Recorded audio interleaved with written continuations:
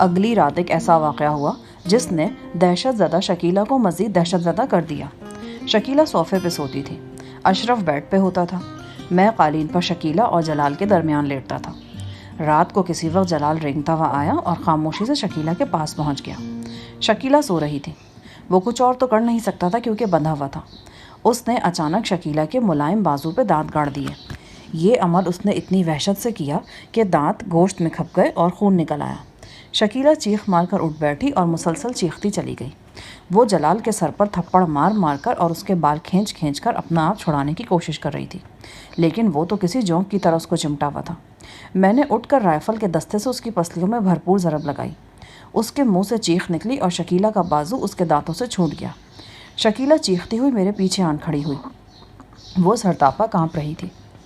جلال کے ہونٹ اور دانت خون سے لتھڑے ہوئے تھے، یوں لگتا تھا کہ اس نے کچھ خون اپنے حلق سے نیچے بھی اتارا ہے۔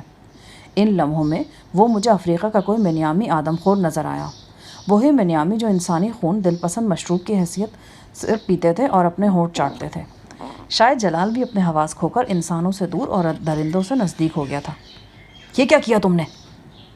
میں نے کیا کیا؟ تم نے شکیلہ کا بازو چبا ڈالا۔ یہ بازو تو نہیں تھا، یہ تو کھویا ملائی تھی، بلکہ کھویا ملائی بھی کیا چیز ہے، ذرا چکر تو دیکھو شہزادے، تیرے دماغ کو کرنٹ لگنے والا ہو گیا ہے، میں نے کہا اور اسے سر کے بالوں سے پکڑ کر اس کا سر 3-4 بار آہنی دروازے سے ٹکرایا۔ وہ ہنستے ہوئے بولا، مارو مارو مارو، خوب شور پیدا کرو، ہو سکتا ہے کہ باہر والوں میں سے کسی کو ہم پر رحم ہی آ جائے۔ شکیلہ اب ضرورت سے زیادہ خوفزدہ ہو گئی تھی۔ اس کی نگاہیں مسلسل جلال پہ جمی تھی اور وہ ایک لمحے کے لیے بھی میرے عقب سے نہیں ہٹ رہی تھی۔ میں نے اسے اپنے سامنے لانے کی جب کوشش کی تو وہ چیخیں مارنے لگی۔ میں نے جلال کو بندوق کے زور پر باتھ روم میں بند ہونے پہ مجبور کیا۔ اس کے ہاتھوں کی طرح پاؤں بھی بندھے ہوئے تھے، لیکن پاؤں کی بندش ایسی تھی کہ وہ 8-9 انچ کا قدم اٹھا سکتا تھا۔ چھوٹے چھوٹے قدم اٹھاتا وہ مذائقہ خیز انداز میں حرکت کرتا باتھ روم میں چلا گیا تو میں نے دروازہ باہر سے بند کر دیا۔ اب شکیلہ کی کچھ جان میں جان آئی۔ میں نے اس کا بازو چیک کیا، ظالم نے گوشت ادھیڑ کر رکھ دیا تھا۔ وہ مسلسل روتی چلی جا رہی تھی۔ میں نے خون بند کر کے اس کے بازو پر پٹی باندھی اور تسلی تشفی دی۔ جلال اب ناقابل برداشت ہوتا جا رہا تھا۔ میں اب بڑی سنجیدگی سے سوچ رہا تھا کہ رائفل کی گولی ضائع کر کے اس نیم پاگل سے چھٹکارا حاصل کر لیا جائے، مگر اس سلسلے میں کچھ قباحتیں بھی تھیں۔ میں اتنا بڑا فیصلہ اتنی جلدی نہیں کر سکتا تھا۔ سپہر کے وقت جب 2 بسکٹ کھا کر اور تھوڑا سا دودھ پی کر شکیلہ سو گئی تو میں اشرف کے پاس آ بیٹھا۔ اس کی حالت معجزانہ طور پر پہلے سے بہتر تھی۔ پہلے ہم اس کے منہ میں دودھ ٹپکاتے تھے، اب وہ خود پینے لگا تھا۔ کسی وقت چند لمحوں کے لیے وہ زرد زرد آنکھیں کھول کر ہمیں دیکھتا بھی تھا۔ میں نے چمچ کی مدد سے دودھ میں گھولے ہوئے بسکٹ اسے کھلانے شروع کر دیے۔ اس نے صرف 2-3 چمچ لینے کے بعد نفی میں سر ہلا دیا۔ چند لمحوں بعد وہ گہری گہری سانسیں لینے لگا۔ اس کا مطلب تھا کہ وہ سو گیا ہے۔ شکیلہ بھی سو رہی تھی۔ جلال کو باتھ روم میں بند ہوئے کافی دیر ہو گئی تھی۔ میں نے اسے نکال لیا۔ بدبخت کے ہونٹوں پر ابھی تک شکیلہ کا خون لگا تھا۔ پھر مجھے خیال آیا کہ وہ خود سے تو خون پہنچ نہیں سکتا۔ اس کے ہاتھ پشت پہ بندھے ہوئے تھے۔ میں نے گیلے رومال سے اس کے ہونٹ صاف کیے۔ اس کی آنکھوں میں ندامت کے بجائے ایک طرح کی جنونی چمک تھی۔ میری طرف دیکھ کر وہ مسکرایا اور بولا، میری بات یاد رکھنا، 4 میں سے بس 2 ہی بچیں گے، اور وہ 2 میں اور تم ہوں گے۔ میں خاموش رہا۔ مجھے اس کی صورت زہر لگ رہی تھی۔ اس نے ایک نظر اشرف اور شکیلہ پر ڈالی، پھر سرگوشی میں بولا، پھر کیا سوچا تم نے؟ کس بارے میں؟ جب کھانے کو کچھ نہیں رہے گا تو پھر زندہ رہنے کے لیے کس کو مارنا ہے؟ تمہارا کیا خیال ہے؟ اس کی آنکھوں میں شیطانی چمک ابھری۔ وہ کبھی اشرف کی طرف دیکھتا، کبھی شکیلہ کی طرف۔ یہ لڑکی بڑی کڑک ہے، پہلی دھار کی شراب جیسی، اسے ابھی نہیں مارتے۔ اس کا لہجہ معنی خیز تھا۔ لیکن کب تک؟ آخر تو اسے بھی مارنا ہی پڑے گا۔ میں نے کہا، شہزادے، ہم تو اس بات کو مانتے ہیں کہ جو بھی سودا ملے نا، جو بھی سواد ملے، اسے لے لو۔ کل کی فکر میں خود کو دبلا مت کرو، کل کا کیا پتہ، کل کسی نے نہیں دیکھا۔ واقعی کل کسی نے نہیں دیکھا، جلال نے بھی نہیں دیکھا تھا۔ رات کو شکیلہ دیر تک سکڑی سہمی ایک گوشے میں بیٹھی رہی۔ اس کی نگاہ ایک لمحے کے لیے بھی جلال کی طرف سے نہیں ہٹ رہی تھی۔ وہ سرگوشیوں میں کئی بار مجھ سے کہہ چکی تھی کہ جلال پاگل ہو چکا ہے، میں اسے گولی مار دوں، اور اگر اسے نہیں مار سکتا تو شکیلہ کو مار دوں۔ وہ جلال کے ساتھ ایک چھت تلے رہنے پر موت کو ترجیح دے رہی تھی۔ میں اسے دلاسا دیتا رہا۔ میں نے اسے سرگوشیوں میں سمجھایا کہ ایک آدھ دن مزید کسی معجزے کا انتظار کرتے ہیں، پھر جلال سے کسی طرح چھٹکارا حاصل کر لیں گے۔ وہ بولی، یہ وحشی ہے، اس نے مجھے دکھ دیا ہے۔ شکیلہ کا اشارہ اپنے بازو کے زخم کی طرف تھا اور غالباً 3 دن پہلے کی اس رات کی طرف بھی تھا جو اسے جلال کے ساتھ گزارنا پڑی تھی۔ بڑی کوشش سے میں شکیلہ کا خوف کسی حد تک کم کرنے میں کامیاب ہوا۔ وہ سونے کے لیے میرے بالکل قریب ہی لیٹ گئی۔ اس کا بس چلتا تو وہ مجھ سے لپٹ کر سوتی۔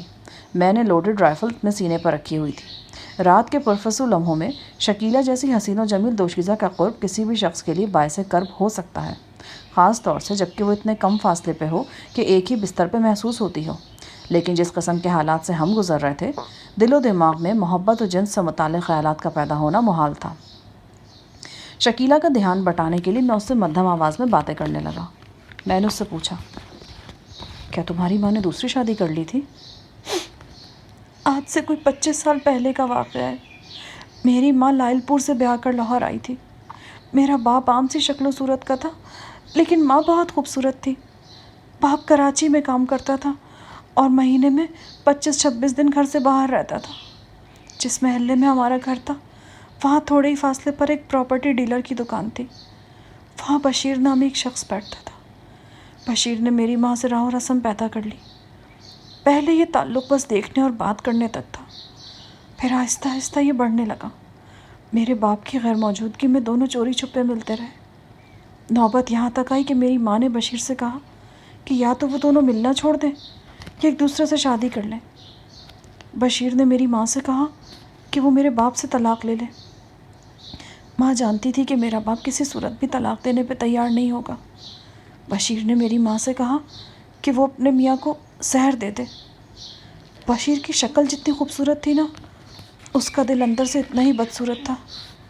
اس نے میری ماں کو اتنا مجبور کیا کہ اس نے میرے باپ کو زہر دے دیا۔ لوگوں کو یہی پتہ چلا کہ میرا باپ دل کے دورے سے مر گیا۔ باپ کو مار دینے کے باوجود بشیر نے میری ماں سے شادی نہیں کی۔ وہ ٹال مٹول کرتا رہا۔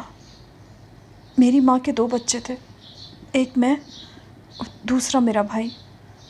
میری عمر صرف 2.5 سال اور بھائی کی کوئی 4-5 مہینے تھی۔ اس خبیث نے میری ماں سے کہا کہ پہلے وہ اپنے دونوں بچوں کو ٹھکانے لگائے، پھر شادی کرے گا وہ۔ یہ میری ماں کے لیے بہت سخت امتحان تھا۔ انہی دنوں میرے چھوٹے بھائی کو بڑا سخت ٹائیفائیڈ ہوا اور وہ مر گیا۔ اللہ جانے وہ مرا تھا یا اسے بھی بشیرہ نے کسی طرح مار دیا تھا۔ بہرحال بھائی کے مرنے کے بعد بشیرے کو میری ماں پہ کچھ ترس آ گیا۔ اس نے میری جاں بخشی کر کے ماں سے شادی کر لی۔ شادی کے کچھ عرصے بعد تو وہ ٹھیک رہا، پھر اس کمینے نے اپنا اصلی چہرہ دکھانا شروع کر دیا۔ اس نے میری ماں کو اپنے دوستوں کے سامنے پیش کرنا شروع کر دیا اور اسے روزگار کا ذریعہ بنا لیا۔ ماں کی پتہ نہیں کیا کیا کمزوریاں اس کے ہاتھ میں تھیں۔ ماں اس کے سامنے چوں نہیں کر سکتی تھی اور نہ اب کر سکتی ہے۔ وقت اسی طرح گزرتا گیا۔ 2-3 سال پہلے مجھ پہ انکشاف ہوا کہ میرے بچپن میں میرے سوتیلے باپ نے میری جاں بخشی نہیں کی تھی۔ اس نے اپنے آنے والی زندگی کے لیے منافع کا بندوبست کیا تھا۔ میرا باپ مجھے بھی اسی راہ پہ چلانا چاہتا تھا جس پہ میری ماں چلتی رہی تھی۔ شکیلہ کی آواز بھرا گئی اور وہ سسکیاں لینے لگی۔ اس نے ایک ایسی کہانی سنائی تھی جو تھوڑی سی تبدیلیوں کے ساتھ میں کئی مرتبہ سن چکا تھا۔ وہی مرد کی ہوس اور عورت کی نرگسیت کی روداد۔ اچانک اشرف چیتا کے بڑبڑانے کی آواز نے ہماری گفتگو کا سلسلہ منقطع کر دیا۔ وہ ٹھنڈا پانی مانگ رہا تھا۔ شکیلہ اٹھی اور گلاس میں پانی لے کر اسے پلانے میں مصروف ہو گئی۔ کچھ پانی اشرف کے ہونٹوں سے بہہ کر اس کے رخساروں اور گردن کو گیلا کر گیا۔ شکیلہ نے بڑی نرمی کے ساتھ اپنی سرخ اوڑھنی سے اس کے رخسار اور گردن کو پونچھ ڈالا۔ جلال نے ہانک لگائی، ہائے اوئے شہزادی، او کبھی ہمارا منہ بھی اتنے پیار سے صاف کرنا۔ او تیرے قدموں میں دل نکال کے نہ رکھ دوں تو میرا نام جلال نہیں۔ سوئے بچے کا منہ چومنے سے کوئی فائدہ نہیں، جاگتے بچے کا منہ چومو تو کوئی بات بھی ہے۔ شکیلہ کا رنگ زرد ہو گیا لیکن وہ بولی کچھ نہیں۔ دیکھو جلال، اپنی زبان قابو میں رکھو، ورنہ جو چیز تمہیں تنگ کر رہی ہے نا، میں وہی کاٹ کے رکھ دوں گا۔ اس نے ایک دیوانہ سا قہقہہ لگایا اور اپنا سر پیچھے کی طرف پھینک کر ایک بیہودہ پنجابی گیت گانے لگا۔ میں اٹھ کر اس کی طبیعت صاف کرنے کا ارادہ کر ہی رہا تھا کہ وہ خود بخود چپ ہو گیا۔ گانے کے لیے بھی تو توانائی درکار ہوتی ہے، اور توانائی کی کمی اب اسے بھی محسوس ہونے لگی تھی۔ شکیلہ بالکل میرے ساتھ لگ کر لیٹ گئی۔ نہ جانے کیوں ان لمحوں میں وہ مجھے ایک حسین دوشیزہ کے بجائے ایک مصیبت زدہ بچی لگ رہی تھی۔ نہ جانے کتنی دیر اسی طرح گزر گئی۔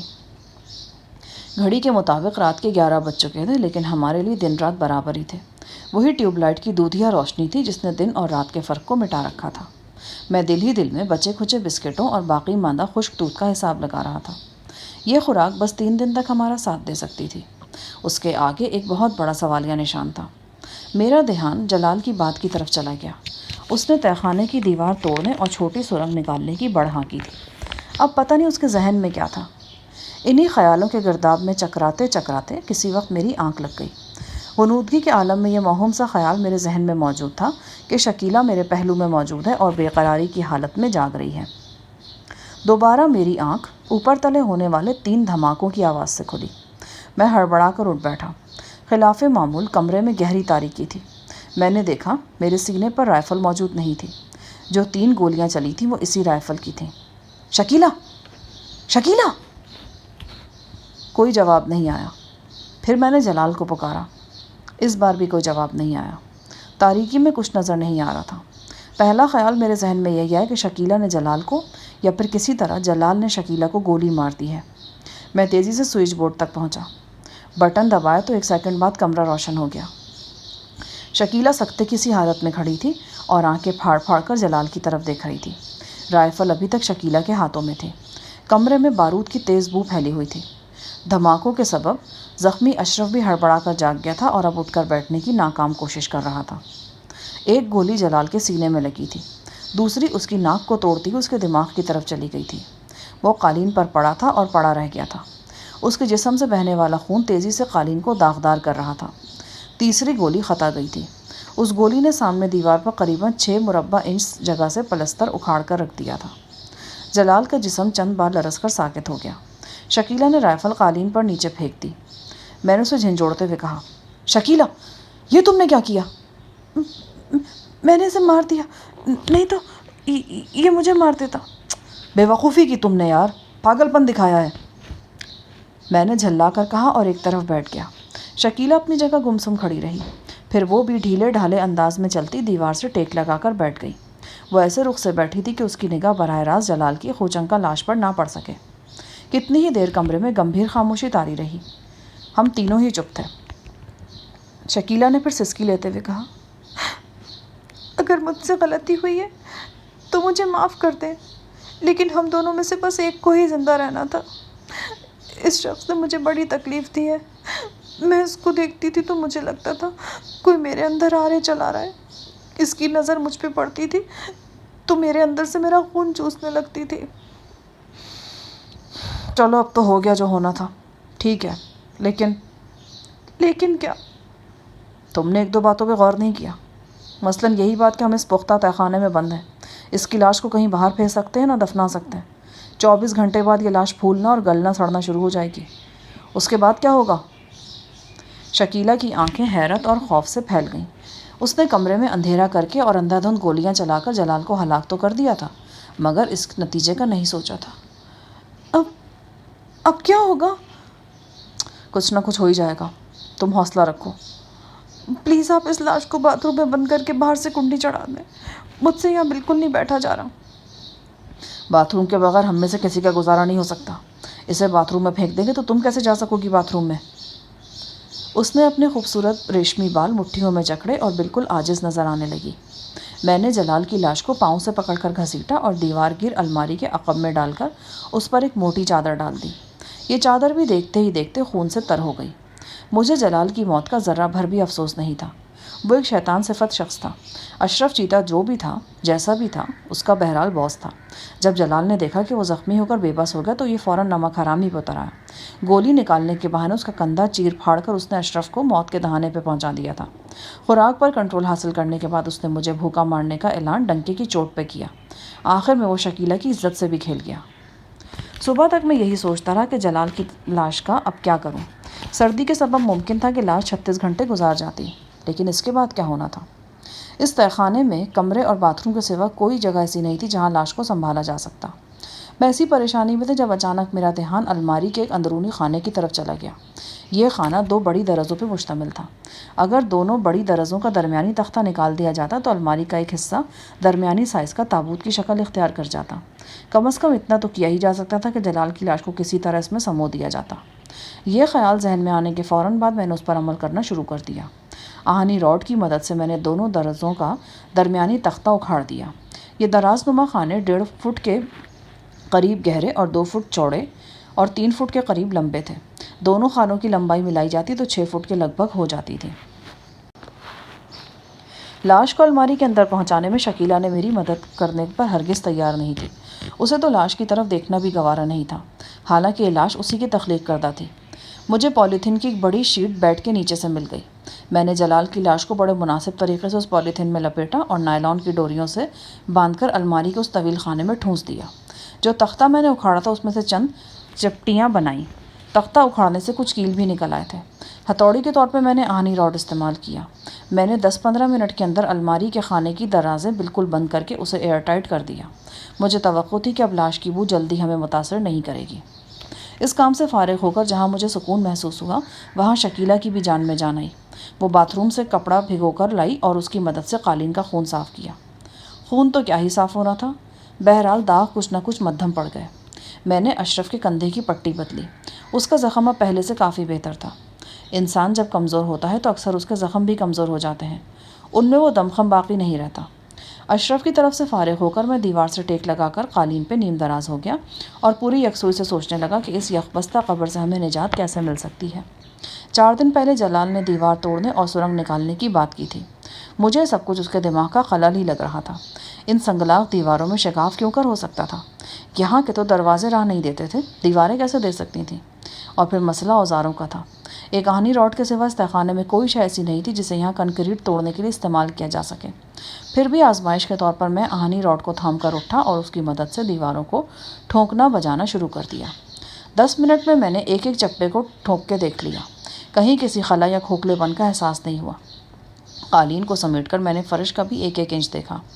ہر طرف موت کی طرح ٹھوس اور برفیلا کنکریٹ تھا، یا پھر وہ آہنی دروازہ تھا جس نے پچھلے 3 ہفتوں سے مصمم ارادے کے ساتھ ہمارا راستہ روک رکھا تھا۔ وہ اپنی جگہ سے ہلا تھا، سرکا تھا، نہ لرزا تھا۔ جس وقت اب تہخانے میں بند ہوئے تھے ہمارے خواب و خیال میں بھی نہیں تھا کہ یہ قید اتنی طویل اور بے رحم ثابت ہوگی۔ سپہر کے وقت میں نے اور شکیلہ نے ایک ایک کپ دودھ پیا، ساتھ میں آدھا آدھا بسکٹ کھایا۔ اب ہمارے پاس کل 8 بسکٹ تھے۔ یہ بسکٹ میں اشرف کے لیے بچا کر رکھنا چاہتا تھا۔ اسے ہم سے زیادہ توانائی کی ضرورت تھی۔ بدن میں نقاہت دن بدن بڑھتی چلی جا رہی تھی۔ بیٹھنے یا پھر لیٹنے کو دل چاہتا تھا۔ ویسے بھی ضروری تھا کہ ہم اپنے جسم کو زیادہ سے زیادہ آرام دیں، یوں توانائی کم سے کم خرچ ہو۔ میں اور شکیلہ پاس پاس لیٹ گئے۔ وہ بے خیالی میں چھت کو گھورتی جا رہی تھی، جیسے چھت سے پار اور ملبے کے بہت بڑے ڈھیر سے پار نیلے آسمان کو دیکھ رہی ہو۔ وہ کھوئی کھوئی آواز میں بولی، کیا ہم کبھی باہر کی روشنی دیکھ سکیں گے؟ اگر ارادہ پختہ ہو اور ہمت نہ ہارے تو ضرور دیکھیں گے۔ آپ شاید دیکھ لیں، لیکن مجھے نہیں لگتا کہ میں دیکھ سکوں گی۔ بس انہیں پتھریلی کالی دیواروں کو دیکھتے دیکھتے ایک دن میری آنکھیں پتھرا جائیں گی۔ وہ بڑی نحیف آواز میں بولی، نہیں، ایسا نہیں ہوگا، ہم جلدی باہر نکلیں گے۔ ہو سکتا ہے اوپر ہمارے اوپر سے ملبہ اٹھانے کی کوشش ہی نہ کی جا رہی ہو۔ اگر ایسا ہوتا تو چھت کی طرف سے تھوڑی بہت آوازیں ضرور آتی۔ ہو سکتا ہے کہ تہخانے کے اوپر کا کمرہ سلامت ہو، اسی لیے آوازیں نہ آ رہی ہوں۔ یہ بھی تو ممکن ہے کہ کسی کو معلوم ہی نہ ہو کہ یہاں تہخانہ موجود ہے۔ یہ اندیشہ تو میرے ذہن میں بھی موجود تھا۔ ممکن تھا کہ یہاں موجود اشرف کے باقی ساتھی مارے گئے ہوں یا پھر بھاگ گئے ہوں۔ جو لوگ یہاں سے ملبہ ہٹانے کے ذمہ دار تھے انہیں معلوم ہی نہ ہو کہ یہاں ایک تہخانہ پایا جاتا ہے۔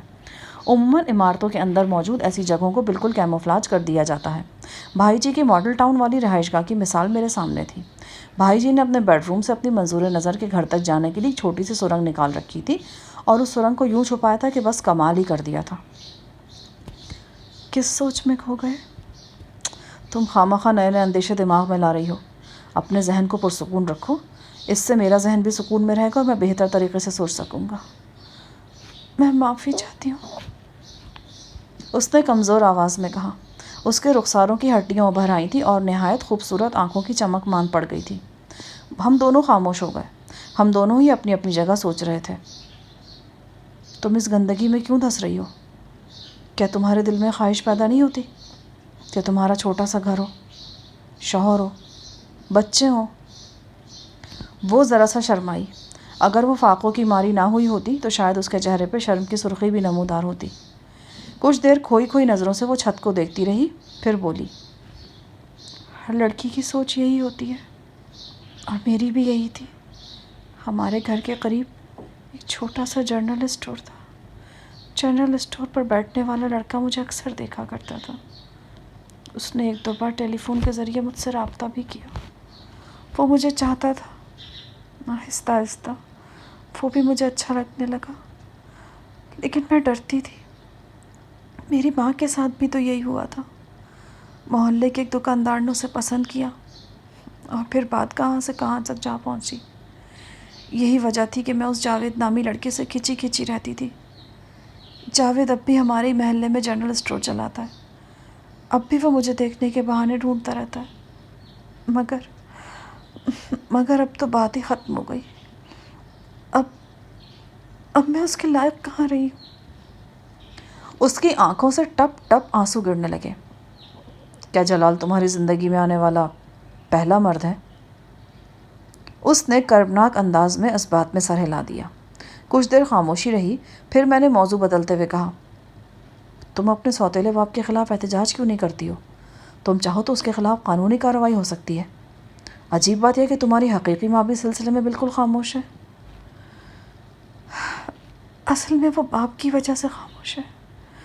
بشیرہ بڑا ظالم شخص ہے جی، آپ تصور بھی نہیں کر سکتے کہ وہ کس حد تک جا سکتا ہے۔ دوسری طرف ماں مجھ سے بے انتہا محبت کرتی ہے۔ میں اس کی اکلوتی اولاد ہوں۔ وہ بس مجھے دیکھ دیکھ کے جیتی ہے۔ اسے پتہ ہے کہ جس دن بھی اس نے بشیرے کا حکم ماننے سے انکار کیا، میری زندگی شدید خطرے میں پڑ جائے گی۔ بشیرہ سوتیلے باپ کا چولہ اتار کر سفاک قاتل بن جائے گا، یا پھر بردہ فروش۔ در حقیقت میں ہی ہوں جس کی وجہ سے میری ماں بشیرے کی ہر اچھی بری بات برداشت کر رہی ہے۔ اسی لیے تو کبھی کبھی سوچتی ہوں کہ اس قید خانے میں ہی مر جاؤں تو اچھا ہے۔ جس دن میں مر جاؤں گی نا، میری ماں کے پاؤں سے زنجیر نکل جائے گی۔ اور میں آپ کو بتاؤں، میری ماں کے دل میں بشیرے کے خلاف بڑی دیر سے آگ بھڑک رہی ہے، اور میری ماں بزدل بھی نہیں ہے۔ اس کے پاؤں کی زنجیر نکل گئی نا، تو وہ اپنی زندگی کو عذاب بنانے والے شخص سے عبرتناک انتقام لے گی۔ مجھے یقین ہے وہ ایسا ضرور کرے گی۔ شکیلہ دیر تک مجھ سے باتیں کرتی رہی۔ اس کی گفتگو سے واضح ہوا کہ اس کی ماں سے جوانی میں کچھ سنگین غلطیاں ضرور ہوئی تھیں، لیکن ان غلطیوں کی اس نے بشیرے کے ہاتھوں ایسی لرزہ خیز سزائیں بھگتی ہیں کہ اب وہ بشیرے کے لیے سراپا زہر بن چکی ہے۔ وہ صرف اور صرف اپنی پیاری بیٹی کی زندگی کے خوف سے چپ ہے، ورنہ وہ بشیرے کو عبرتناک انجام سے دوچار کر سکتی ہے۔ باتوں باتوں میں نے شکیلہ کا اتا پتہ بھی پوچھا، جو اس نے کچھ دیر تذبذب میں رہنے کے بعد بتا دیا۔ رات دن کا کوئی ثبوت تو ہمیں ملتا نہیں تھا، بس اتنا ہوتا تھا کہ جب رات ہوتی تو تہخانے کا ٹیمپریچر مزید نیچے گر جاتا۔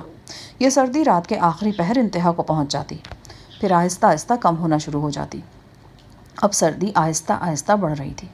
میں نے اشرف کو گلوکوز ملا دودھ پلانے کے بعد اس کے گرد اچھی طرح لحاف لپیٹ دیا۔ جو کمبل اس سے پہلے جلال کے استعمال میں تھا وہ اب فارغ ہو چکا تھا، لیکن مسئلہ یہ تھا کہ وہ خون آلود تھا۔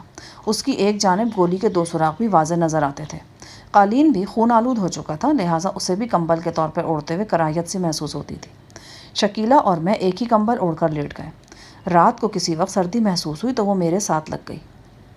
عجیب بات تھی کہ اپنی نہایت حسین نسوانیت کے باوجود شکیلہ کا قرب میرے لیے بے معنی ہی رہا۔ اس کے حوالے سے کوئی مخصوص تصور تو میرے ذہن میں پیدا ہی نہیں ہو سکتا تھا، لیکن عجیب بات یہ تھی کہ اس کے جسم کا لمس بھی ایک بے حقیقت شے کی طرح لگ رہا تھا۔ غالباً اس کی وجہ یہ تھی کہ مسلسل فاقہ کشی نے دل و دماغ کو لطیف تر کر دیا تھا، اور ان میں کسی کثیف خیال کی جگہ ہی نہیں بچی تھی۔ ان لمحوں میں مجھے اندازہ ہوا کہ روحانیت میں منزلیں طے کرنے کے خواہش مند لوگ کم خوراکی پہ اتنا زور کیوں دیتے ہیں۔ نیند کی حالت میں شکیلہ کا دبلا پتلا بازو میرے سینے پہ آ گیا۔ وہ پہلو کے بل لیٹی تھی، میں چت لیٹا ہوا تھا۔ میں نے اس کے کندھے پہ ہاتھ رکھ کر بڑی آہستگی سے اسے اپنے ساتھ لگا لیا۔ پتہ نہیں وہ سو رہی تھی یا جاگ رہی تھی یا غنودگی کی حالت میں تھی۔ بہرحال وہ خاموش لیٹی رہی۔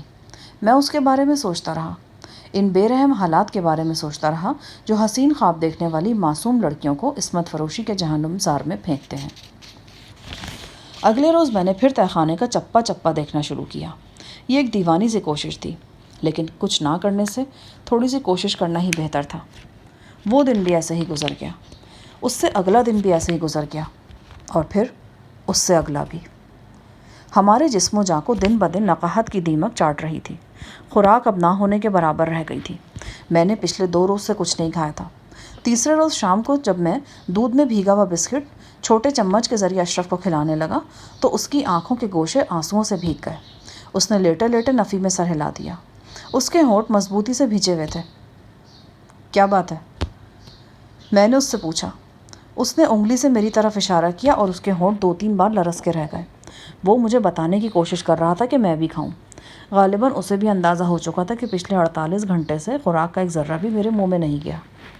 میں نے اس کے سر کے بالوں پہ ہاتھ پھیرتے ہوئے کہا، دیکھو اشرف، میں تو چل پھر رہا ہوں، تم بیمار اور زخمی ہو، تمہیں خوراک کی ضرورت مجھ سے زیادہ ہے، چلو یہ کھاؤ شابش۔ اس کی آنکھیں آنسوؤں سے لبریز تھیں۔ اس نے ایک بار پھر نفی میں سر ہلا دیا۔ وہ پاشا گینگ کا بے رحم سرغنہ تھا۔ وہ ایک سفاک تخریب کار تھا اور وہ رو رہا تھا۔ قدرت انسان کو کس طرح حالات کے عجیب و غریب سانچوں میں ڈھالتی ہے۔ کبھی ایسا بھی ہوتا ہے کہ بدترین دشمن کسی مشترکہ مصیبت میں گرفتار ہوتے ہیں اور یوں شیر و شکر ہو جاتے ہیں جیسے انہیں ایک ہی ماں نے جنم دیا ہو اور وہ ایک ہی آنگن میں کھیل کر پروان چڑھے ہوں۔ یہ کوئی بہت عرصہ پہلے کی بات تو نہیں تھی۔ کچھ ہی دن ہوئے تھے جب اسی تہہ خانے میں اشرف نے میری مشقیں کسی تھیں اور جھلا کر مجھے بے دردی سے پیٹا تھا۔ آج وہی اشرف ایک بالکل مختلف رنگ میں نظر آ رہا تھا۔ میرے اصرار کے باوجود اس نے ہونٹ نہیں کھولے تو میں نے ایک چمچ اپنے منہ میں ڈالا اور دوسرا پھر اس کی طرف بڑھا دیا۔ اس مرتبہ میرے اصرار کرنے پر اس نے منہ کھول دیا۔ میں نے 4-5 چمچ اسے کھلائے، پھر اپنے رومال سے اس کا منہ اور اس کی آنکھیں صاف کر دیں۔ اب میرے پاس کل 3 بسکٹ تھے۔ ملک پاؤڈر کے ساتھ زیادہ سے زیادہ 2 کپ دودھ بنایا جا سکتا تھا، اور اگر صبح دودھ بنایا جاتا تو وہ شاید 1 ہی کپ بچتا۔ شکیلہ رات کو روز میرے ساتھ لگ کر سوتی تھی اور ہر روز مجھے اس کے خوبصورت جسم کی ہڈیاں پہلے سے نمایاں محسوس ہوتی تھیں۔ وہ اب بڑی بے تکلفی سے میرے سینے میں چہرہ چھپا لیتی۔ کسی وقت مجھے اپنے سینے پر گرم گرم نمی کا احساس ہوتا۔ میں سمجھ جاتا کہ وہ خاموشی سے آنسو بہا رہی ہے۔ ایک رات وہ نیم غنودگی کی حالت میں بولی، میں مر گئی تو آپ میری ماں سے ضرور ملنے جانا، اس سے کہنا وہ بشیرے کو چھوڑ کر کہیں بہت دور چلی جائے۔ بکواس بند کرو، تمہیں کچھ نہیں ہوگا، ہم یہاں سے ضرور نکلیں گے۔ نہیں، میں نے نہیں نکلنا، میں نے مر جانا ہے۔ میں نکل کر اب کروں گی بھی کیا؟ اب کیا رکھا ہے دنیا میں؟ ان لمحوں میں مجھے اندازہ ہوا کہ وہ اپنے محلے دار لڑکے سے واقعی گہری محبت رکھتی ہے۔ خاموش محبت تھی یہ، اور خاموش محبت اکثر گہری ہوتی ہے۔ جلال کے ہاتھوں لٹ پٹ کر اب شکیلہ خود کو کسی قابل نہیں سمجھ رہی تھی۔ یہ مت کہو کہ دنیا میں کچھ نہیں رکھا، دنیا میں سب کچھ ہے، اور یہ سب کچھ تمہارے لیے بھی ہے، کیونکہ تم خطا کار نہیں ہو۔ کچھ بھی نہیں ہے۔ سب کچھ ہے۔ وہ نیلا آسمان ہے جس کو تم ہر وقت یاد کرتی ہو، سورج کی روشنی ہے، پھول ہیں، درختوں کے اوپر اڑتے پرندے ہیں، ہوا میں تیرتی پتنگیں ہیں، اور تمہارا گھر ہے، اور اس کے سامنے گلی ہے، اور گلی میں جنرل اسٹور ہے، اور وہاں وہ کالی سے آنکھوں والا لڑکا ہے جو تمہیں بہت چاہتا ہے۔ لیکن مجھے پتا ہے میں یہ سب کچھ نہیں دیکھ سکوں گی۔ میں بس ان 4 دیواری اور چھت کے اندر ہی مر جاؤں گی۔ میں نے اس کے نیم گرم ہونٹوں پہ اپنی ٹھنڈی ہتھیلی رکھ دی۔ وہ خاموش ہو گئی۔ اسی طرح لیٹے لیٹے وہ سو گئی۔ سوتے میں بھی اس کی آنکھیں ہلکی سی کھلی رہتی تھیں۔ شاید ایسا دن بدن بڑھتی کمزوری کی وجہ سے ہو رہا تھا۔ کسی وقت اسے ہچکی سی لگ جاتی تھی۔ یہ بڑی شدید ہچکی ہوتی۔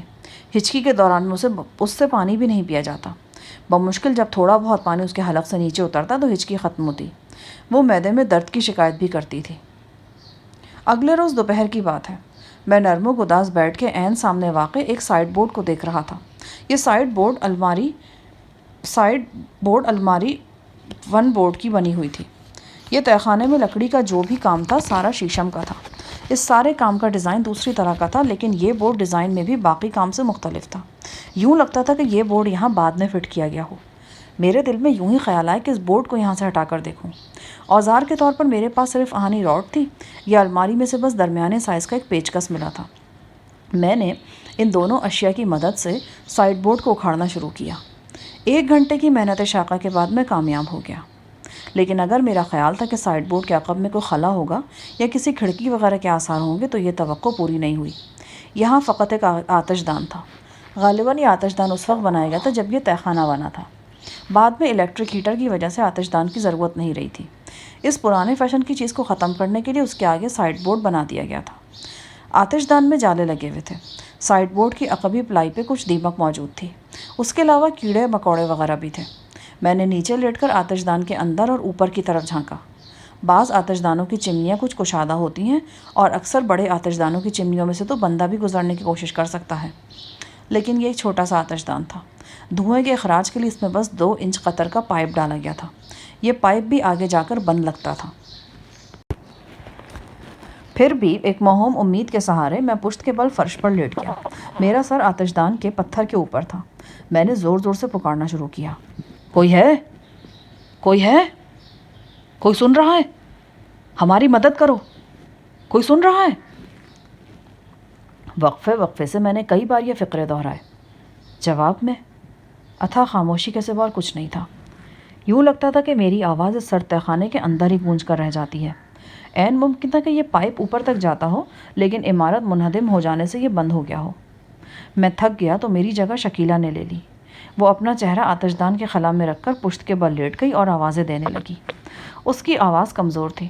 ابھی اس نے 2-3 آوازیں ہی دی تھی کہ اسے کھانسی ہوئی اور پھر اسے شدید ہچکی لگ گئی۔ میں نے اسے جلدی سے اٹھا اور اس کا سر گود میں لے کر اس کے سینے پہ ہاتھ پھیرنے لگا۔ ہر بار ہچکی کے ساتھ اس کے معدے میں شدید ٹیس محسوس ہوتی اور اس کا رنگ زرد تر ہو جاتا۔ میں نے اسے بمشکل پانی پلایا۔ 2-3 منٹ بعد اسے قدرے افاقہ ہوا۔ وہ بے دم سی ہو کر قالین پر لیٹ گئی۔ اس کی حالت افسوسناک تھی۔ رات تک مجھے شکیلہ کی پریشانی اور اذیت عروج پہ نظر آنے لگی۔ غالباً وہ بھی اب مایوسی کے شکنجے میں پوری طرح جکڑی جا چکی تھی۔ وہ تہہ خانے کی دیواروں کو دیکھتی تھی، پھر چھت پہ نگاہ ڈالتی اور اس کا سانس پھولنے لگتا، جیسے اس کا دم گھٹ رہا ہو۔ رات کو کسی وقت میرے قریب لیٹے لیٹے وہ غنودگی کے عالم میں بڑبڑائی، کھڑکی کھول دو، تازہ ہوا آنے دو، ساری کھڑکیاں کھول دو۔ پھر کچھ دیر کے بعد وہ بولی، شام کو چکن پلاؤ پکائیں گے، عبدل سے کہو تھوڑا سا دہی لے آئے۔ عبدل، عبدل۔ وہ عبدل کو آوازیں دینے لگی۔ عبدل پتہ نہیں کون تھا، لیکن جو کوئی بھی تھا یہاں نہیں تھا۔ اگلا دن بھی میرا ذہن مختلف سوچوں کی آماج کا بنا رہا۔ دوپہر کے وقت میرے ذہن میں ایک نیا خیال آیا۔ دھواں ایک ایسی شے ہے جو تنگ سوراخوں اور درزوں وغیرہ سے بھی گزر جاتا ہے اور اپنی موجودگی کا احساس دلاتا ہے۔ اگر اس آتش دان میں دھواں پیدا کیا جاتا تو عین ممکن تھا کہ وہ اوپر جا کر کہیں نہ کہیں اپنا راستہ ڈھونڈ لیتا، لیکن اس سلسلے میں پہلا سوال یہ تھا کہ دھواں پیدا کیسے کیا جائے۔ شکیلہ نے بیڈ شیٹس کی طرف اشارہ کیا۔ ان کے چھوٹے چھوٹے ٹکڑے کاٹ لیتے ہیں، پھر ان کو معمولی سا نم کرنے کے بعد سلگا دیتے ہیں، یہ دیر تک دھواں دیتے رہیں گے۔ لیکن ایک مسئلہ بھی تو ہے، یہ جگہ بالکل بند ہے۔ اگر یہاں تھوڑا سا بھی دھواں جمع ہوگا تو ہماری سانس اکھڑنے لگے گی۔ پھر کیا کیا جائے؟ اچھا، میں کوئی انتظام کرتا ہوں، میں نے اٹھتے ہوئے کہا۔ ایک بڑی پینٹنگ تہہ خانے میں موجود تھی، اسے شیشے کے فریم میں جڑا گیا تھا۔ میں نے یہ موٹا شیشہ فریم سے علیحدہ کر لیا اور اسے آتش دان کے سامنے لکڑی کے ساتھ یوں فکس کر دیا کہ آتش دان کے اندر سے دھواں تہہ خانے میں نہ آ سکے۔ اشرف نے تعریفی نظروں سے میری طرف دیکھا۔ وہ میرے کام کو سراہ رہا تھا۔ میں نے شکیلہ کے مشورے کے مطابق کچھ کپڑے کو نم کیا اور ماچس کے ذریعے سلگا کر آتش دان میں رکھ دیا۔ شیشے کو احتیاط سے دوبارہ آتش دان کے سامنے فکس کر دیا۔ آتش دان میں دھواں بھرنا شروع ہو گیا۔ شیشے کے پیچھے دھوئیں کی حرکات و سکنات صاف نظر آ رہی تھیں۔ بظاہر تو یہی لگ رہا تھا کہ دھواں اندر ہی اندر چکرا رہا ہے، لیکن پھر دھیرے دھیرے یہ خوشکن احساس ہونے لگا کہ کچھ نہ کچھ دھواں اوپر بھی جا رہا ہے۔ کپڑے کے ٹکڑے سلگ کر ختم ہو گئے تو میں نے شیشہ ہٹا کر چند مزید ٹکڑے پھینک دیے۔ کیا اس کا فائدہ ہو سکے گا؟ شکیلہ نے امید و بیم کے درمیان ڈوبتے ابھرتے کہا۔ اگر دھواں باہر نکلتا ہے تو پھر فائدہ ہونا چاہیے. یہ کوئی ویران علاقہ تو ہے نہیں، رہائشی مکانات ہیں. کسی نہ کسی کی نظر تو اس اچانک نکلنے والے دھوئیں پہ پڑ جائے گی. آج نہیں پڑی تو کل پڑے گی، صبح نہ پڑی تو شام کو پڑ جائے گی. لیکن اگر ہم ملبے کے ڈھیر کے نیچے ہیں تو پھر بھی دھوئیں کا اخراج تو نوٹس لینے والی چیز ہے. مجھے امید نہیں کہ کچھ ہوگا. ہم بس اپنی سانسیں پوری کر رہے ہیں. اچھی بات کیا کرو یا چپ رہا کرو، میں نے مسکراتے ہوئے کہا. لیکن اپنی مسکراہٹ مجھے خود بھی بے حد پھیکی اور کمزور محسوس ہوئی. اشرف کی طرح میری شیف بھی اچھی خاصی بڑھ چکی تھی. میں خود کو باتھ روم کے آئینے میں دیکھتا تو آنکھوں کے گرد سیاہ حلقے نظر آتے، رخساروں کی ہڈیاں بھی ابھر آئی تھیں. اگر زری گل مجھے اس حالت میں دیکھتا تو یقیناً اس سے کوئی ایسی پرانی فلم یاد آ جاتی جس میں کسی ستم رسیدہ کردار پر آفات کی یلغار ہوئی ہو اور اسے کسی جان لیوا بیماری نے بھی گھیر رکھا ہو. پھر اسے سینکڑوں مجرم نسخے بھی یاد آ جاتے. ایسے بہت سے قبائلی نسخے اسے یاد تھے. اب تو ان معاملات میں اس کی دسترس اور بھی بڑھ گئی تھی. یعنی گلسوم بھی موجود تھی. یک نہ شد دو شد. پھر میرا خیال صفدر و غزالہ کی طرف چلا گیا. جن دنوں ہم اس چوہے دان میں پھنسے، صفدر آسٹریا جانے کی تیاری کر رہا تھا. وہاں اس کا کارنیا ٹرانسپلانٹیشن کا آپریشن متوقع تھا. مجھے امید تھی کہ اب تک یہ آپریشن ہو چکا ہوگا. اس آپریشن کے نتیجے کا مجھے بے انتہا شدت سے انتظار تھا. ڈاکٹرز نے بہت زیادہ توقع نہیں دلائی تھی. بہرحال امید کی کرن موجود تھی. غزالہ اور شیخ کے معاملات بھی اہم موڑ پہ تھے. عدالت میں خلا کا کیس چل رہا تھا اور کسی بھی وقت ڈرامائی صورتحال متوقع تھی. پچھلے 4-5 ماہ میں نے جب بھی غزالہ کو دیکھا، یہ سوال ایک چیخ کی طرح ذہن میں ابھرا تھا کہ کیا غزالہ آزاد ہو جائے گی؟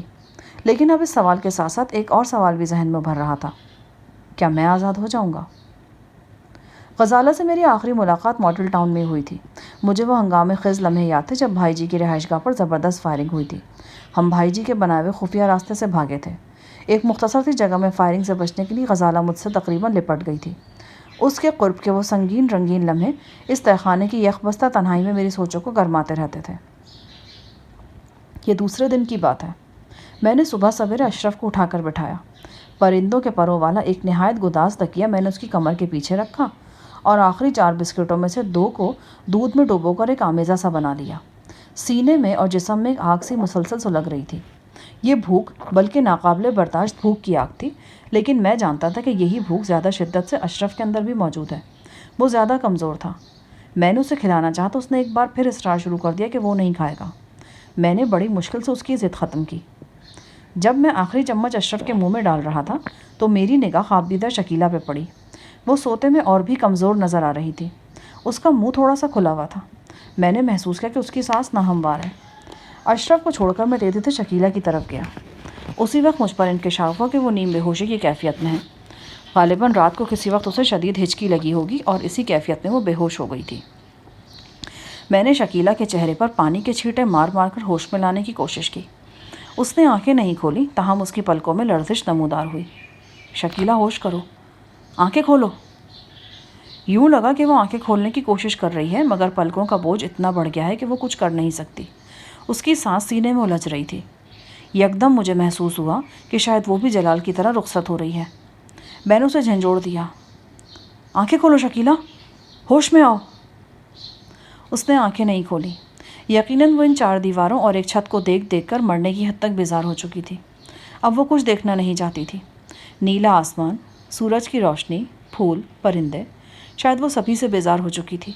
اس نے اپنی ساری امیدیں توڑ دی تھیں. کپ میں بس تھوڑا سا دودھ بچا رہ گیا تھا. میں نے چمچ کی مدد سے یہ دودھ اس کے ہونٹوں پہ ٹپکانا شروع کیا. اس سے کچھ فائدہ نہیں ہوا. دودھ اس کے ہونٹوں کے کناروں سے بہنے لگا. یہ اس کے کھیلنے کھانے کے دن تھے. اس جیسی لڑکیاں کالجوں میں جاتی تھیں، پکنکیں مناتی تھیں، لیکن یہ بیچاری اپنے حالات سے عہدہ برآں ہونے کے لیے اپنی قیمتی ترین متاع فروخت کرنے نکلی تھی. اپنا آپ اپنی ہتھیلی پہ رکھ کر وہ 60-70 ہزار روپے کی خاطر اس راہ خار پہ آ گئی تھی.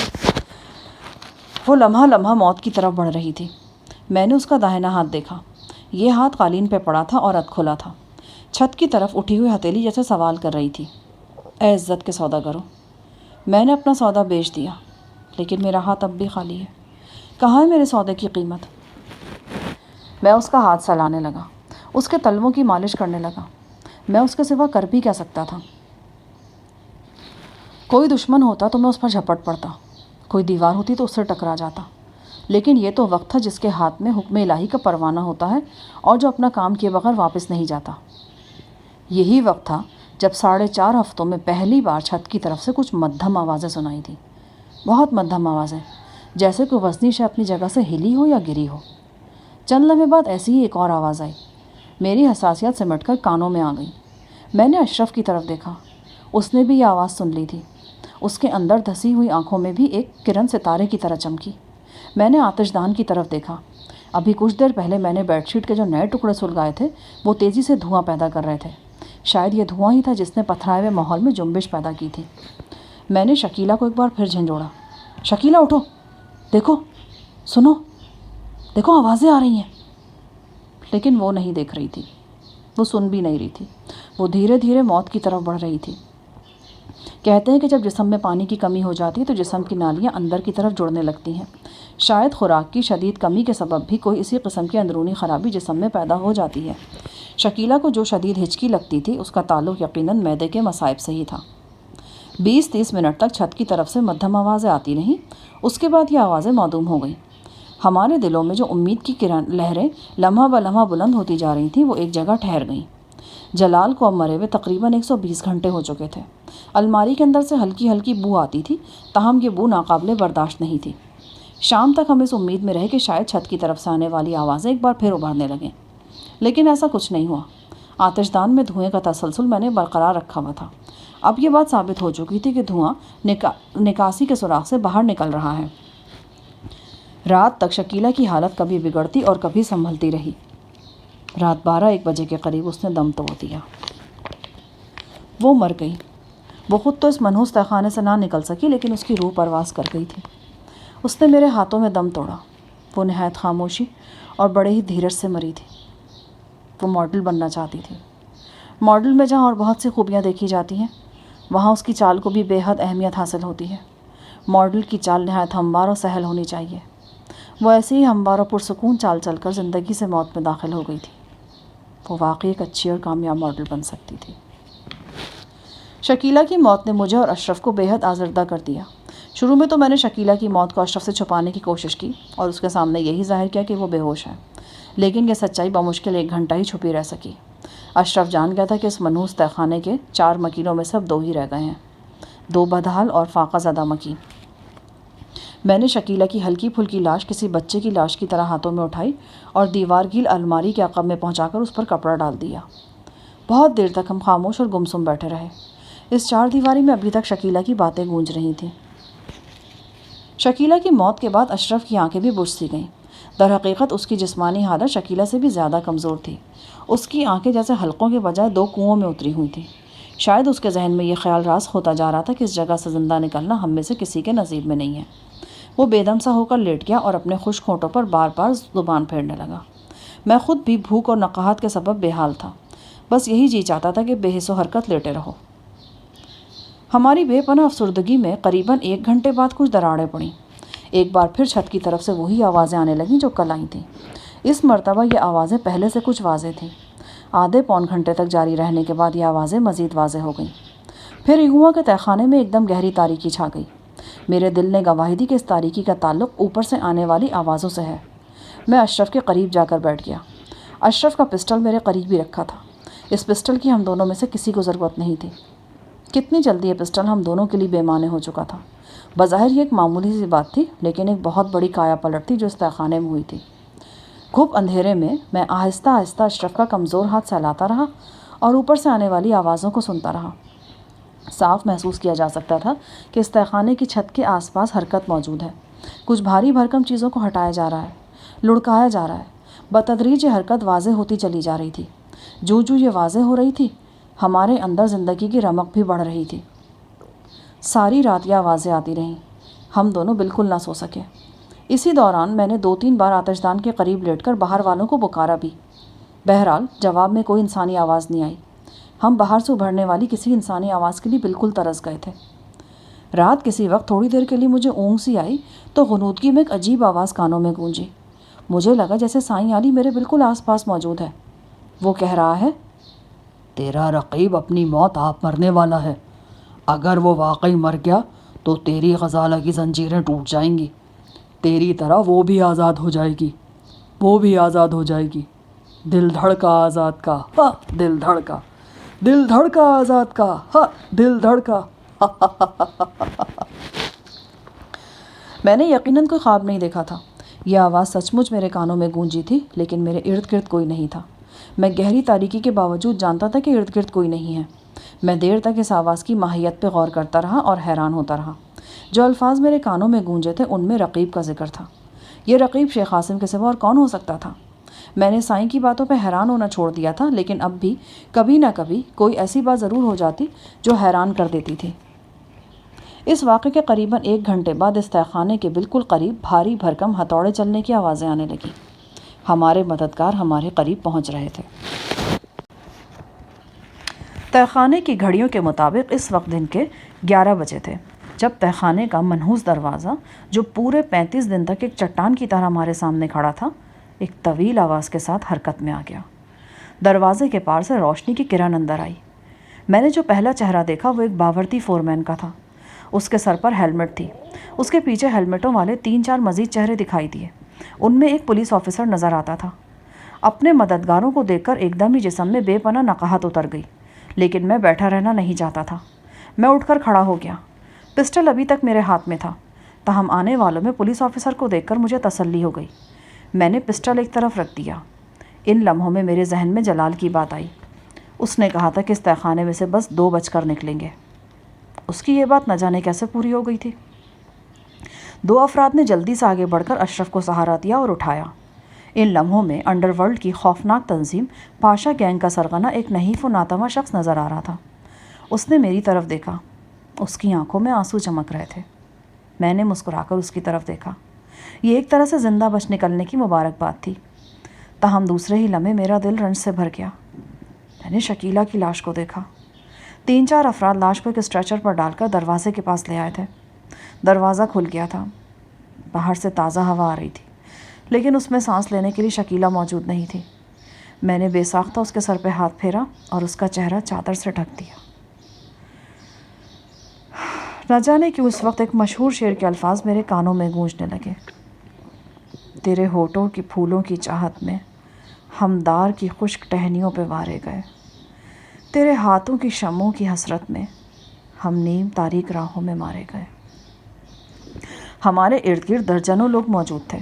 उनमें फायर ब्रिगेड वाले, पुलिस वाले, डॉक्टर हजरात मौजूद थे। एक हुजूम सा था। इस हुजूम में मेरी निगाहें साही साहब को ढूंढ रही थीं। एक टूटी फूटी राहदारी से गुजरकर हम चंद सीढ़ियाँ चढ़े। एक तबाहल दीवार की ईंटों का एक बहुत बड़ा ढेर मुझे अपने सामने नज़र आया। उस ढेर के ऊपर नीला आसमान था और सरमा की सुनहरी धूप थी। मेरी निगाहों ने बेसाख्ता इस मंज़र को चूम लिया। एक शख्स ने नरमी से मेरे कंधे पे हाथ रखते हुए कहा, तहखाने से हल्की सी बू आ रही है। क्या कोई और भी वहाँ मौजूद है? हाँ, एक लाश अलमारी के नीचे वाले हिस्से में पड़ी है। मैंने नफ़रत से जवाब दिया। वो शख्स इस बात में सर हिलाकर जल्दी से वापस पलट गया। यूँ तो मेरे जहन में सैकड़ों सवाल कलबला रहे थे, लेकिन सबसे अहम सवाल यही था कि सफदर के ऑपरेशन का क्या बना। मैं अपने इर्द गिर्द कोई ऐसा शख्स ढूंढ रहा था जो मुझे इस अहम तरीन सवाल का जवाब दे सके। हम अपनी यखबस्ता कब्र से बाहर आ गए। अशरफ को 2 अफराद ने सहारा दे रखा था और उसके पाँव अपने जिस्म का बहुत थोड़ा वज़न सहार रहे थे। मैंने बाहर आने के बाद अपने इर्द गिर्द के माहौल का जायज़ा लिया और शिश्तर रह गया।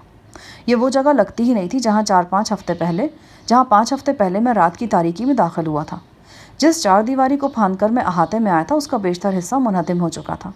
सफ़ेदे के कई दरख्त जले हुए थे। इमारत की जगह मलबे का एक अजीम व शान ढेर नज़र आ रहा था।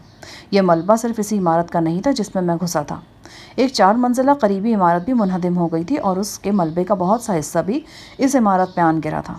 यह 4 मंजिला इमारत एक सरकारी दफ्तर की थी। मलबे को देखने से ये अंदाज़ा हो जाता था कि यह सारी तबाही ज़ोरदार बारूदी धमाकों की वजह से हुई है। मेरी निगाहें अपने इर्द गिर्द किसी शनासा को ढूंढ रही थी, लेकिन शनासा कोई नहीं था। तादेर ज़मीन दोस्त कैदखाने में बंद रहने की वजह से मेरा अपना हुलिया भी बड़ी हद तक बदल चुका था। दाढ़ी मूछें बढ़ गई थी और बाल भी मामूल से लंबे नज़र आ रहे थे। मेरा दिल कह रहा था कि मुझे अभी तक वहाँ किसी ने नहीं पहचाना। इसी दौरान में जलाल की लाश भी अलमारी से निकाल ली गई। फायर ब्रिगेड और पुलिस के कुछ अहलकारों ने लाश को स्ट्रेचर पर डाला और बाहर ले आए। हुजूम में हलचल पैदा हुई। लोग लाश को देखने के लिए उमड़ पड़े। اسی دوران میں میرے بائیں کندھے پر کسی کا ہاتھ آیا۔ میں نے مڑ کر دیکھا، وہ سب انسپکٹر شجاعت تھا، ساحی صاحب کا خاص ماتحت۔ وہ باقاعدہ وردی میں تھا۔ اس نے سرگوشی میں کہا، شاہ جہاں صاحب، آپ دائیں ہاتھ جو سوزوکی کار کھڑی اس میں بیٹھ جائیں، جلدی کریں۔ میں نے 1 سیکنڈ کے لیے سوچا، پھر شجاعت کی ہدایت پر عمل کرنا مناسب سمجھا۔ سوزوکی سے میرا فاصلہ بمشکل 5-6 قدم کا تھا۔ میں بائیں جانب کا اگلا دروازہ کھول کر بیٹھ گیا۔ ڈرائیونگ سیٹ پر ایک جوان سال شخص موجود تھا۔ میں نے اندازہ لگایا کہ وہ سول کپڑوں میں پولیس والا ہے۔ میرے بیٹھتے اس نے گاڑی آگے بڑھا دی۔ زیادہ تر لوگ شکیلہ اور جلال کی لاشوں کی طرف متوجہ تھے۔ اگر کسی نے ہمیں دیکھا بھی تھا تو کسی نتیجے پر نہیں پہنچ سکا تھا۔ سوزوکی کار نے تیزی سے یو ٹرن لیا اور بڑی سڑک پر آ گئی۔ ہم کہاں جا رہے ہیں؟ ابھی تو مجھے خود بھی نہیں پتہ جناب۔ اس سے پہلے کہ ڈرائیور مزید کچھ کہتا، اس کا واکی ٹاکی جاگ اٹھا۔ ڈرائیور نے گاڑی چلاتے چلاتے واکی ٹاکی کان سے لگایا، پھر 1-2 باتیں کرنے کے بعد میری طرف بڑھا دیا۔ سب انسپکٹر شجاعت صاحب ہیں، اس نے مجھے بتایا۔ ہیلو شجاعت، کیا بات ہے؟ شجاعت جذباتی لہجے میں بولا، پہلے تو نئی زندگی کی مبارکباد قبول فرمائیے۔ شکریہ۔ ڈرائیور اکرم نوید آپ کو ساحی صاحب کی مسلم ٹاؤن والی کوٹھی میں لے جا رہا ہے۔ تھوڑی دیر میں بھی وہاں آ رہا ہوں۔ ساحی صاحب وہاں پہنچ گئے ہوں گے یا پہنچنے والے ہوں گے، باقی باتیں وہاں چل کر ہوں گی۔ تمہیں صفدر کے آپریشن کے بارے میں کچھ معلوم ہے؟ جی نہیں، اس بارے میں آپ کو ساحی صاحب ہی بتا سکتے ہیں۔ مجھے شک گزرا کہ شجاعت مجھ سے کچھ چھپانے کی کوشش کر رہا ہے۔ اس کے ساتھ ہی سینے میں دھواں سا بھرنا شروع ہو گیا۔ اپنی آزادی کی خوشی ایک دم ہی کہیں پس منظر میں چلی گئی۔ لاہور کی چمکیلی دوپہر، خوبصورت سڑکیں، باغیچے، ہر شے دھندلی نظر آنے لگی۔ کار مختلف سڑکوں پہ سفر کرتی ہوئی مسلم ٹاؤن پہنچی اور ساحی صاحب کی پرائیویٹ رہائش گاہ کے پورچ میں داخل ہو گئی۔ میں گاڑی سے اتر کر اندر پہنچا۔ آئینے میں شکل دیکھی تو لگا کوئی اور شخص کھڑا ہے، فاقہ زدہ اور پریشان حال۔ 5 ہفتوں میں میرا وزن بھی خاصا کم ہو گیا تھا۔ ساحی صاحب ابھی تک نہیں پہنچے تھے۔ میں نشستگاہ میں بیٹھا۔ یہی جگہ تھی جہاں سے میں 5 ہفتے پہلے پاشا گینگ کے بگ باس کی تلاش میں روانہ ہوا تھا۔ میں نے شجاعت سے پوچھا، مجھے یہاں لانے کی ہدایت تمہیں ساحی صاحب کی طرف سے ملی تھی؟ جی نہیں، مجھے صرف یہ ہدایت ملی تھی کہ جب ملبہ ہٹایا جا رہا ہو تو میں آس پاس موجود رہوں۔ ہمیں یہ ہلکا سا شک تھا کہ اگر ملبے کے نیچے کچھ لوگ زندہ موجود ہیں تو ہو سکتا ہے ان میں آپ بھی ہوں۔ اس کے بعد کا فیصلہ میں نے خود ہی کیا اور آپ کو خاموشی سے یہاں لے آیا۔ کیوں؟ وجہ آپ بھی اچھی طرح جانتے ہیں۔ آپ پولیس کو مطلوب ہیں۔ اگر کسی اعلیٰ افسر کی نظر آپ پہ پڑ جاتی تو وہ آپ کو فوراً پہچان لیتا اور گرفتاری کا حکم دیتا۔ اتنے میں گاڑی کا ہارن سنائی دیا۔ یہ ساحی صاحب کی گاڑی تھی۔ میرا دل تیزی سے دھڑکنے لگا۔ پتہ نہیں صفدر کے حوالے سے مجھے کیا خبر ملنے والی ہے۔ اپنے دیگر ساتھیوں کی خیر خیریت کی اطلاع بھی مجھے ساحی صاحب سے ہی مل سکتی تھی۔ چند لمحے بعد ساحی صاحب اندر داخل ہوئے۔ انہوں نے بےتابی سے مجھے گلے لگا لیا۔ ان کا محبت بھرا مہربان ہاتھ دھیرے دھیرے میرے پشت سہلاتا رہا اور پھر ہم علیحدہ ہو کر صوفوں پر بیٹھ گئے۔ جناب، صفدر کیسا ہے؟ ساحی صاحب کے چہرے پہ رنگ سا گزر گیا۔ صفدر کے بارے میں بھی بتاتا ہوں، پہلے تم اپنے بارے میں بتاؤ۔ قریباً 40 دن تک تم نے ہمیں سولی پہ لٹکائے رکھا ہے۔ پلیز ساحی صاحب مجھے بتائیں، صفدر ٹھیک تو ہے نا؟ اس کے آپریشن کا کیا بنا؟ ساحی صاحب نے گہری سانس لیتے ہوئے صوفے کی پشت سے ٹیک لگائی۔ ان کے چہرے پر گہری سنجیدگی چھا گئی تھی۔ شاہ جہاں، صفدر آسٹریا سے واپس آ گیا ہے اور اس کی آنکھیں؟ ڈاکٹرز نے کہا کہ اس کا آپریشن ممکن نہیں۔ یہ کیا کہہ رہے ہیں آپ؟ ڈاکٹرز نے تو سارے ٹیسٹ دیکھے تھے، انہوں نے کہا تھا کہ… میں جانتا ہوں انہوں نے کیا کہا تھا۔ ٹیسٹ دیکھنے کی بات اور ہوتی ہے، مریض کا بنفس نفیس معائنہ کرنے کی بات اور۔ میں نے دونوں ہاتھوں میں اپنا سر تھام لیا۔ کتنی دیر تک میں کچھ بول ہی نہیں پایا۔ پچھلے 1-1.5 مہینے میں دن رات صفدر کے بارے میں سوچتا رہا تھا۔ میرے ذہن میں آپریشن کامیاب یا ناکام ہونے کی باتیں گردش کرتی رہی تھیں۔ یہ تو میرے خیال میں ہی نہیں تھا کہ آپریشن سرے سے ہوگا ہی نہیں۔ کتنی ہی دیر تک میں اپنے حواس مجتمع کرنے کی کوشش کرتا رہا۔ کیا کہا ڈاکٹرز نے؟ وہ کہتے ہیں کہ صفدر کے دونوں آئی بالز بری طرح زخمی ہو چکے ہیں اور اس کے علاوہ آپٹک نرو کے پیچھے بھی پیچیدگیاں ہیں۔ کیا ڈاکٹرز نے بالکل جواب دے دیا ہے؟ فی الحال تو جواب والی ہی بات ہے۔ مجھے اپنے سامنے ایک تاریخ خلا نظر آنے لگا۔ اگر آسٹریا جیسے ملک میں ماہر ترین آئی اسپیشلسٹ نے جواب دے دیا تھا تو پھر کہاں سر پھوڑا جا سکتا تھا؟ میری آنکھوں میں بے اختیار آنسو چمکنے لگے۔ صفدر کی بینائی کسی طاقتور دشمن کے قبضے میں ہوتی تو میں اس دشمن کے چیتھڑ اڑا دیتا۔ اگر وہ دولت سے خریدی جا سکتی تو میں اپنی دولت کے ساتھ ساتھ اپنا آپ بھی بیچ ڈالتا، لیکن یہ سب کچھ تو دست قدرت کے قبضے میں تھا، جو اپنے فیصلوں میں مکمل طور پہ خود مختار ہے۔ ساحر صاحب نے میری آنکھوں میں آنسوؤں کی چمک دیکھی تو میرا شانہ تھپکا۔ شاہ جہان، مایوسی گناہ ہے۔ جب ہم مایوس ہوتے ہیں تو اس کا مطلب یہ ہوتا ہے کہ ہم اللہ کی قدرت کاملہ پہ شک کرتے ہیں۔ ویانا کے ڈاکٹروں نے جواب ضرور دیا ہے، لیکن کوشش کے راستے تو بند نہیں ہوئے۔ ہم اپنی کوشش جاری رکھیں گے۔ مجھے پتہ چلا ہے کہ مسٹر جی کلارک نے اسٹیٹس میں بھی کچھ لوگوں سے رابطہ کیا ہے۔ میرا دل گواہی دے رہا تھا کہ ساحر صاحب اپنی باتوں سے اپنی غمناک اطلاع کی شدت کم کرنے کی کوشش کر رہے ہیں، ورنہ شاید اندر سے وہ بھی بری طرح دکھی اور مایوس تھے۔ کتنی دیر تک کمرے میں گمبھیر خاموشی طاری رہی۔ چلو اٹھو، شیو وغیرہ کر لو، نہا لو، پھر بیٹھ کر آرام سے بات کریں گے۔ صفدر اب کہاں ہے؟ وہ ابھی بھی زری کے گھر میں ہی ہے۔ اس کی والدہ اور ابا جی بھی گجرات سے آئے ہوئے تھے۔ صفدر کی بہن اور بھابھی بھی تھی۔ وہ لوگ صفدر کو واپس گجرات لے جانا چاہتے تھے، مگر زری نے ان سب کو اپنے گھر میں ٹھہرا لیا۔ آج کل وہ لوگ بھی صفدر کے ساتھ زری کے گھر میں ٹھہرے ہیں۔ صفدر کا رویہ کیسا ہے؟ آسٹریا سے آ کر چند دن تو وہ گمسم رہا، لیکن اب بہن بھائیوں کے آنے سے ہنسنے بولنے لگا ہے۔ ویسے وہ بڑی ہمت والا شخص ہے۔ ابھی پرسوں ہی میں اس سے ملا تھا۔ وہ بار بار تمہارے بارے میں پوچھ رہا تھا۔ مجھے خود معلوم نہیں تھا، میں اسے کیا بتاتا۔ وہی بات کہتی جو پہلے کہتا رہا ہوں۔ کون سی بات؟ یہی کہ تم جائیداد کی حیثیت سے پاشا گینگ کے لوگوں میں گھسے ہوئے ہو اور لاہور سے دور ہو، تم سے رابطہ نہیں ہو پا رہا۔ میرے بارے میں آپ کا کیا اندازہ تھا جناب؟ یہ تو ہمارے وہم و گمان میں بھی نہیں تھا کہ 1 مہینہ اور 5 دن بعد تم اس ملبے کے اندر سے نکلو گے۔ میں تو سمجھتا ہوں تم لوگوں کا زندہ بچ جانا کرشمہ ہے۔ جو کچھ یہاں ہوا وہ ناقابل یقین لگتا ہے۔ مجھے تو کچھ بھی نہیں پتا کہ کیا ہوا۔ تہ خانے سے نکلنے کے بعد میں جس پہلے شخص سے اس بارے میں بات کر رہا ہوں وہ آپ ہیں۔ ساحر صاحب نے ٹھہرے ہوئے لہجے میں کہا۔ تمہاری اطلاع سے مجھے معلوم ہوا تھا کہ تم پاشا گینگ کے باس کا کھوج لگا رہے ہو اور اسی سلسلے میں گارڈن ٹاؤن والی کوٹھی میں جا رہے ہو۔ تم نے کہا تھا کہ زیادہ سے زیادہ صبح تک لوٹ آؤ گے، لیکن جب تم تیسرے روز 3-4 بجے تک نہیں آئے تو میں نے حرکت میں آنا ضروری سمجھا۔ میں نے شجاعت کو سادہ لباس میں کوٹھی پہ بھیجا اور اس سے کہا کہ وہ معلومات حاصل کر کے آئے۔ شجاعت نے جو ٹو لگائی اس سے پتہ چلا کہ 1 دن پہلے رات کے اندھیرے میں کوٹھی کی طرف سے فائرنگ کی آوازیں سنائی دی تھی۔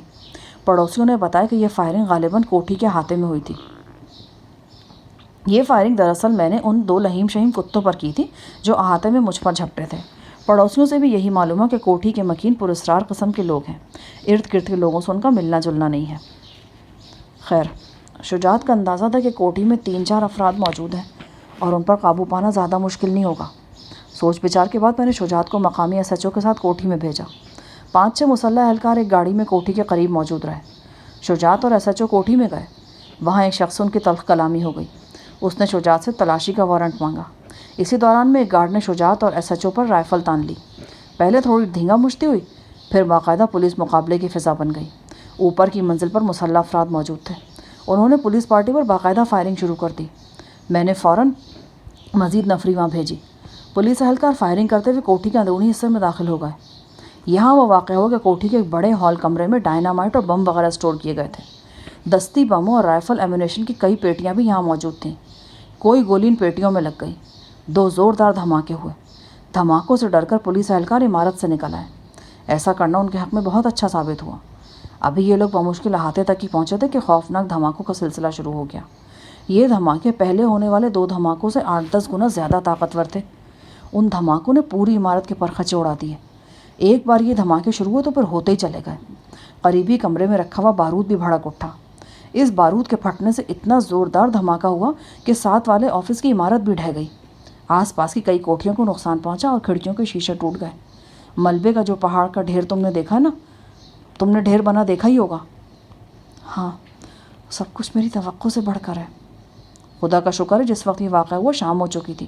اگر دفتر ملازمین ہوتے نا تو پتہ نہیں کتنا جانی نقصان ہوتا۔ دفتر میں صرف ایک چوکیدار تھا۔ اس کی لاش ملبے میں سے تیسرے دن ملی۔ کوٹھی کے ملبے میں سے کل 3 لاشیں ملی۔ ان میں ایک جواں سال عورت تھی۔ یہ وہی عورت تھی جسے اشرف چیتا کے کمرے میں دیکھ کر مجھے شک گزرا تھا کہ وہ کوئی سکھ ہے، اور میں اسے پہلے بھی دیکھ چکا ہوں۔ اس عورت کا ذکر کچھ آگے جا کر پھر آئے گا۔ ساحر صاحب نے سگریٹ سلگایا اور اپنی بات جاری رکھتے ہوئے بولے، بلڈوزروں اور کرینوں کے ذریعے ہم نے ملبے کو اچھی طرح دیکھ لیا تھا۔ کہیں کسی شخص کے زندہ شخص کے آثار نہیں ملے تھے۔ हमारा अंदाज़ा था कि गैंग के कम अज़ कम 3 अफराद तारीकी और अफरा तफरी का फ़ायदा उठाकर फ़रार हो गए। ये बात तो किसी के वहमो गुमान में भी नहीं थी कि मलबे के नीचे कोई पोशीदा तहखाना होगा और वहाँ तुम्हारे अलावा और लोग भी ज़िंदा हालत में मौजूद होंगे। अगर पाशा गैंग के लोगों में से कोई बंदा ज़िंदा हाथ आ गया होता तो ये सूरत हाल पेश ना आती। मुसलसल 4 दिन तक फायर ब्रिगेड और पुलिस के एहलकार मलबे में किसी ज़िंदा शख्स की मौजूदगी का सुराग लगाते रहे। आखिर थक हार कर खामोश हो गए। उसके बाद ये तसव्वुर कर लिया गया कि अगर पाशा गैंग के मज़ीद अफराद यहाँ मौजूद भी थे तो वो पुलिस मुकाबले के वक्त मौके से फ़रार हो गए। मगर उसके बाद मलबे को हटाने का काम तो होना चाहिए था ना। तुमने शायद वक़्वा को ध्यान से नहीं देखा। ऑफिस की जो इमारत गिरी है ना, उसका एक हिस्सा बिल्कुल सलामत है। अगर ज़रूरी एहतियात के बगैर मलबे को साफ़ करने की कोशिश की जाएगी तो बाकी इमारत भी ज़मींबोस हो जाएगी। इस सिलसिले में प्लानिंग होती रही है। उसके अलावा कुछ कानूनी कार्रवाई भी होना थी।